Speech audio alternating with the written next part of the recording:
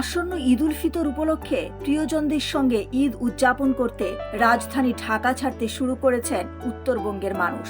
বাস, private car, microbus সহ বিভিন্ন যানবাহনে করে বাড়ির পথে রওনা হচ্ছেন তারা। তবে স্বস্তির খবর হলো, এবার ঢাকা রংপুর মহাসড়কে এখন পর্যন্ত বড় ধরনের কোনো যানজটের দেখা মেলেনি। যাত্রীরা বলছেন, গত কয়েক বছরের তুলনায় এবারের যাত্রা অনেকটাই স্বস্তিদায়ক। উত্তরবঙ্গের অন্যতম প্রধান প্রবেশদ্বার রংপুর মডার্ন মোড়। এই পথ দিয়ে রাজধানী থেকে রংপুর বিভাগের বিভিন্ন জেলায় প্রবেশ করেন হাজারো যাত্রী। সড়কে যানবাহনের চলাচল স্বাভাবিক থাকায় যাত্রাপথে ভোগান্তি তুলনামূলক কম বলে জানান যাত্রীরা। প্রতিবারের মতোই আমরা দেখি যে ঈদ আসলে যাত্রীদের আলাদা একটা চাপ থাকে। সেই চাপের জন্য কিন্তু সড়কে, মহাসড়কে বিভিন্ন ধরনের যানজট এটা কিন্তু লেগেই থাকে। তবে এবার মনে হচ্ছে যে নির্বিঘ্নে যাত্রা করা যাবে।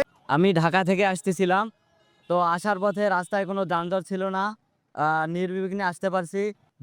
যাত্রীরা নির্বিঘ্নে তাদের বাড়ি যেতে পারে, ঈদ করতে পারে পরিবার পরিজনদেরকে নিয়ে, সেজন্য এখানে যে পুলিশ বক্সটি করছে, আমি তাদেরকে প্রশাসনের পক্ষ থেকে এবং প্রশাসনকে আমি সাধুবাদ জানাই।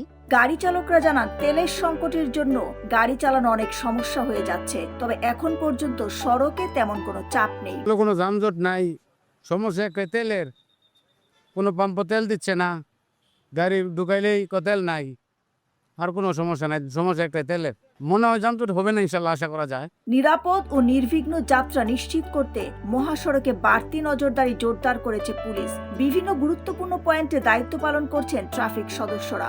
রংপুর মোটর মালিক সমিতির সাধারণ সম্পাদক ওয়াসিম বাড়ি রাজ বলেন, আমরা 100-রও বেশি ভলান্টিয়ার নিয়োগ দিয়েছি যাতে সকলের যাতায়াত নির্বিঘ্ন হয়।